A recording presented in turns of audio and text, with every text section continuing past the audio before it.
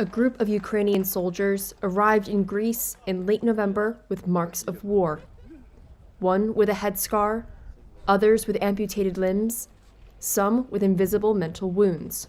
They traveled to a monastery in Athos in the hope of escaping haunting memories of the 3-year conflict that has ravaged their homeland. Ivan Kovalyk was taking a break on Ukraine's front lines in September 2023 when soldiers asked him to bring a radio, food, and water.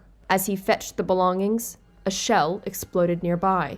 Kovalyk lost both legs below the knee.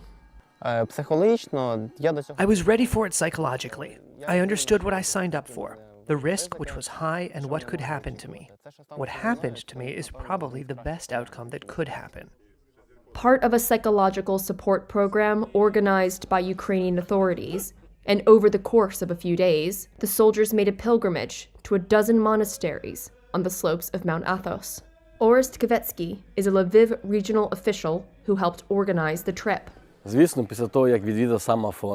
When I visited Athos, I felt God's grace, God's blessing, the greatness of Athos. This is when I had the idea to organize a kind of pilgrimage for our heroes that went through the hell of war. To have a possibility to feel this grace.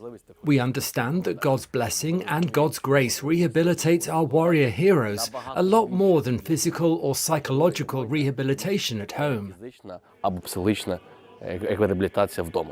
Athos has been a spiritual home of the Orthodox Church since the 10th century. The soldiers took communion shoulder to shoulder in small chapels and made lists of loved ones they wanted to pray for. Between services, they talked and took photos from balconies overlooking the sea.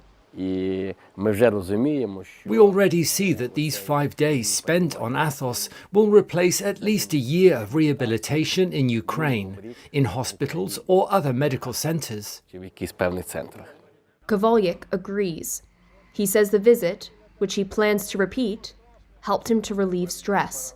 I rethought a lot of things in my head. I weighed all my deeds, the good and the bad ones. I made a conclusion for myself. I think this is not my last trip here.